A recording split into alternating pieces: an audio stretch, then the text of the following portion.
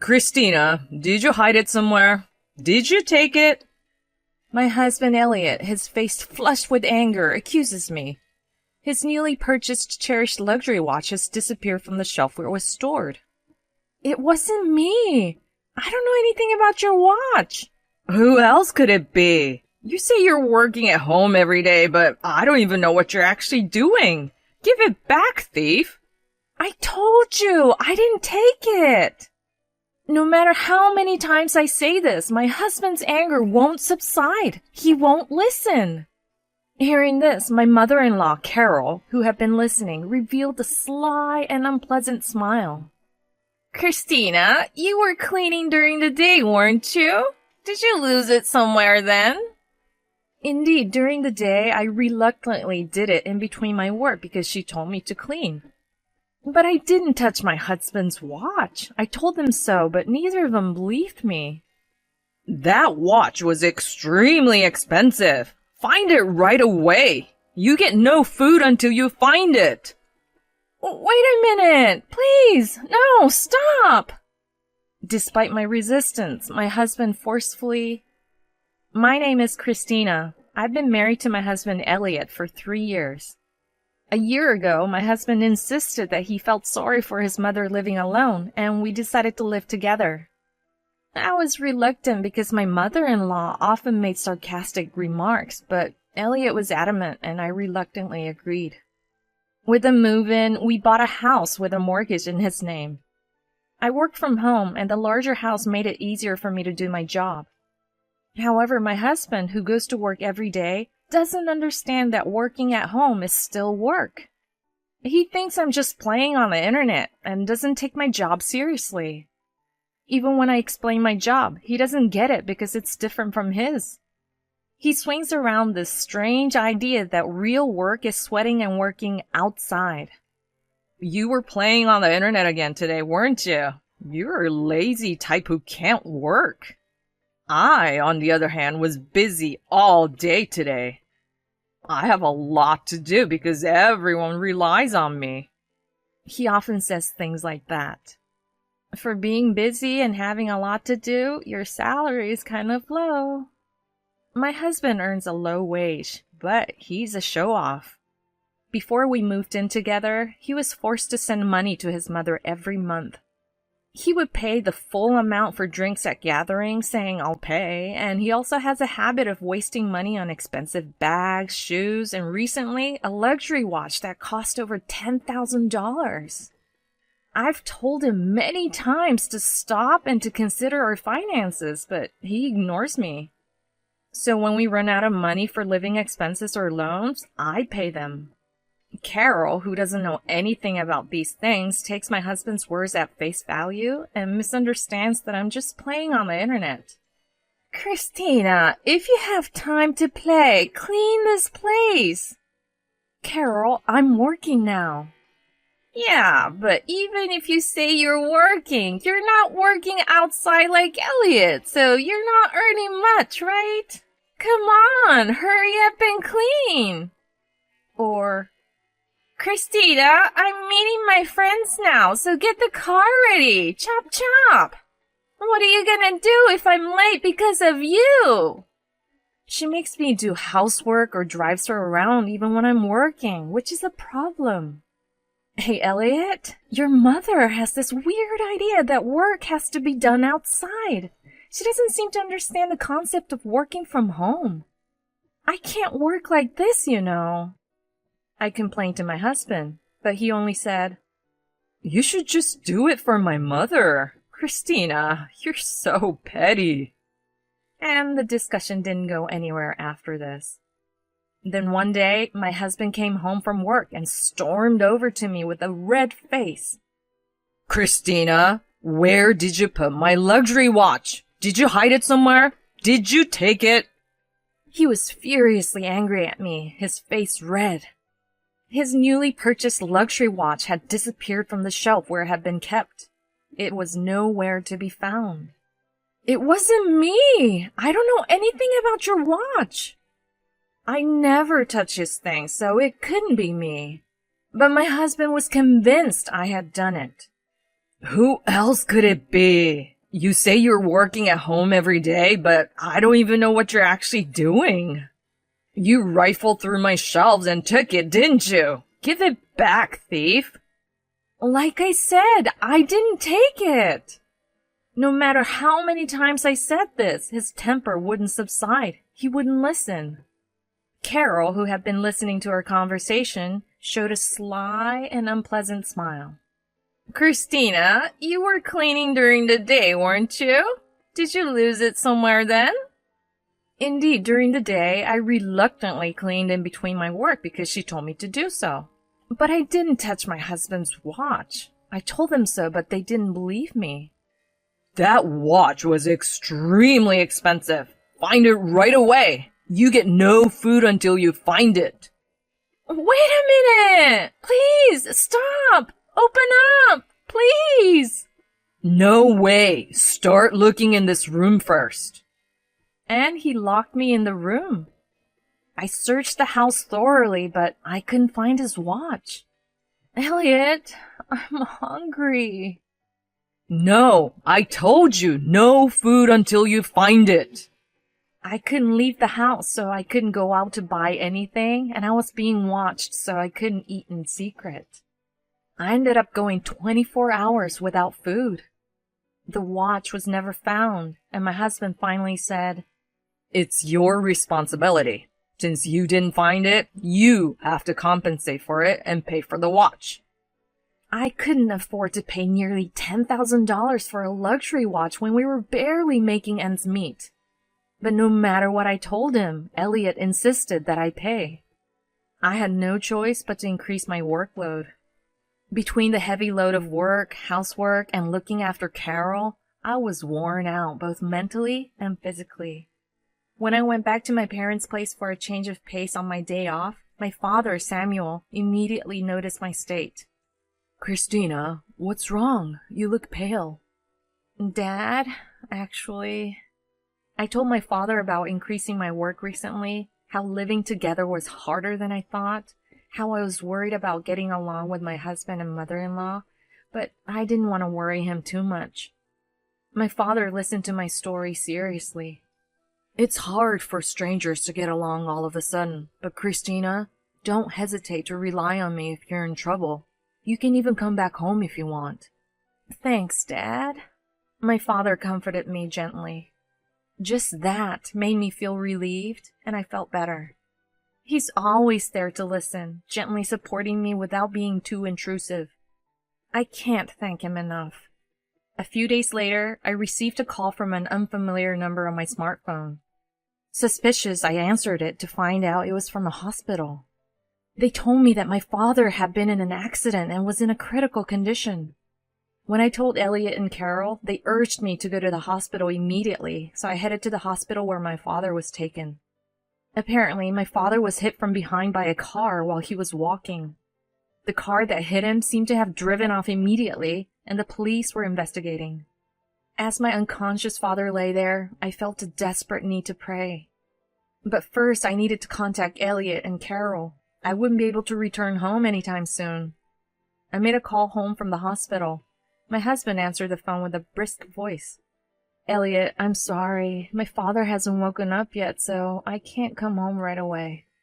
I understand. You should stay with him. But Christina, if anything happens to your father, the inheritance will go to you, right? Excuse me? Don't say that! Just checking. The inheritance will go to you, right? Well, yeah, but... Okay, got it. Keep up the good work taking care of him. Something about my husband's cheerful voice felt off. It was as if it was happening to some stranger, not his father-in-law. Besides, how utterly low of him to bring up the topic of inheritance at such a time.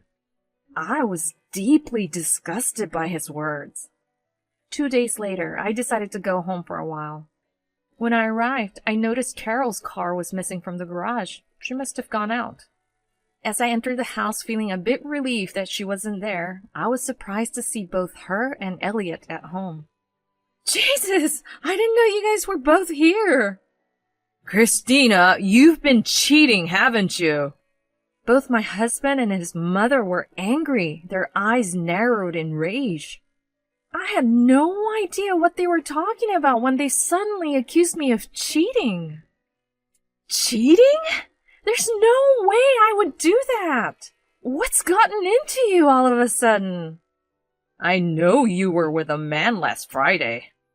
I had a meeting with a client for work. Is that what you're talking about? I wasn't cheating. The very fact that you were meeting a man in secret means you were cheating. You're terrible. If just meeting with someone from work equates cheating, I was beyond exasperated. But no matter how much I argued that they were wrong, they wouldn't listen. You're lying about meeting a client just to deceive Elliot. We're not falling for that. But Carol, I'm telling the truth. Liar!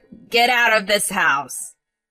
She grabbed my arm, shoved my somehow already packed belongings at me, and tried to kick me out of the house. Hold on! You're misunderstanding! Shut up! Just get out! We'll send the rest of your things later. You should be grateful for that. They kicked me out of the house and never let me back in. Why would they suddenly suspect me of cheating? I would never cheat on my husband. Confused, I decided to go back to my parents' house. The next day, all my belongings were delivered. What's going on? Everything seems too organized. As I thought this and started sorting through my things, I noticed something strange. No matter how much I looked for it, my bank card was nowhere to be found. Why was this the only valuable item missing, even though the others were there? I remembered when my father had his accident, Elliot seemed overly concerned about the inheritance.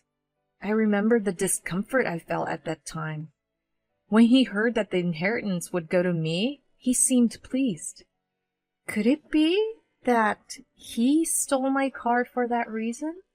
If I think about it this way, it makes sense that they suddenly started suspecting me of cheating. They used this as an excuse to kick me out of the house, to monopolize the inheritance. The anger began to boil within me at this realization. I clenched my fists in frustration. I couldn't forgive them for trying to take my father's inheritance away from me without even being concerned about his health. I will make them pay for this. A month later, the intercom at my parents' place rang repeatedly. When I opened the door, Elliot and Carol stormed in, their faces beet red. Hey, your bank card is not working. Care to explain? Explain what's going on, they said as they threw my bank card on the floor. So you two really did steal it. And we got a notice saying the mortgage hasn't been paid. What's going on? Of course the bank card doesn't work. I changed it after seeing how you splurge. This card right here is a decoy. The real one is kept safe here at my parents' house. And I stopped making mortgage payments when I was kicked out of the house. What did you say? My husband, furious, tried to grab me. That's when a stern voice said, "Calm down." At the sound of the sharp voice, both Elliot's and Carol's shoulders flinched. Why? Seeing my father emerge from the back of the house, they looked astounded. Surprised to see my father is healthy? He recovered from his critical condition. Indeed, my father had recovered and was able to be discharged from the hospital safely. I purposely didn't tell them about this. They seemed to think my father had died and were taken aback by his healthy appearance. I've heard everything from Christina. Elliot, what the hell is this? You didn't pay the mortgage or the living expenses, and you even stole the car planning to use my inheritance. Can't you tell the difference between right and wrong? Chastised by my father, Elliot trembled, his face pale. I hear you turned a blind eye when Christina was being insulted by her mother-in-law here and didn't even stand up for her. And you even kicked her out of the house, accusing her of cheating without any proof. Elliot and Carol both seemed to be mumbling some excuses, but their voices were so small I couldn't hear them. Elliot, what were you planning to do with the money from the stolen card? Were you going to spend it on your mistress? I presented the evidence of his affair, which I had gotten by hiring a detective. You suspected me of cheating, but turns out the one who was actually cheating was you! In the photos, my husband was pictured with his mistress, and she was visibly pregnant. After being kicked out of the house by my husband, I started to investigate why he was so desperate for the inheritance, and I found out he was having an affair. It seems that some of his extravagant spending was on his mistress. Your mistress is pregnant with your child. Who's the terrible one now? I guess you were planning to divorce me after you got the inheritance, weren't you? Fine, let's go ahead and divorce then. Of course I'll make sure to claim damages. When I mentioned the word divorce, both my husband and mother-in-law began to panic. Hold on, Christina! Elliot didn't mean any harm! Forgive him! Let's live together happily again! That's right. My mom was just being strict because she cared for you. Let's be a family of 3 again. They tried to close in on me, defending each other. How dare they suggest living together again? The mere thought sent chills down my spine. When Carol tried to grab my arm, I shook her off. As she stumbled, something fell out of her pocket with a clatter. What the... Isn't this the luxury watch Elliot was looking for? Care to explain, Carol? With a guilty expression on her face, she picked up the watch. This is, She fumbled for an excuse, but it was clear from her flustered state that she had stolen it. Mom, you told me Christina stole it, but it was actually you who stole it? Oh, come on. You were also the one who tried to steal Christina's bank card. I'm not the bad guy here. It's all your fault, Mom. What are you talking about? It all started because you, Elliot, were complaining about not having enough money, and your allowance was too small. I did all this for you. I thought Christina's dad was certainly going to die after the way he was hit. Then we could get the inheritance, and I was planning to return the watch without selling it once we got the inheritance. My father and I exchanged looks at her words. Are you saying you caused my father's accident? Did you hit me with your car? She hung her head with a startled expression. Her face was drained of color, and she was shaking. I suddenly remembered when I returned home from my father's hospital, her car was not in the garage. It was Carol who hit my father. She must have taken the car for repairs. After this, Carol was arrested by the police. As expected, her motive was the inheritance. Afterwards, I successfully divorced my husband. I received a hefty amount of compensation. My ex-husband ran out of savings and couldn't pay the mortgage, so he had to give up the house. Even though he remarried his mistress, his ostentatious and condescending attitude didn't change, and they divorced. I heard from someone that he's struggling significantly with the alimony and child support. I have absolutely no sympathy for him. Rather, seeing him, I learned that if you make others unhappy for your own vanity and money, you will certainly face retribution. As for me, I met a wonderful person afterwards, and am now living happily ever after.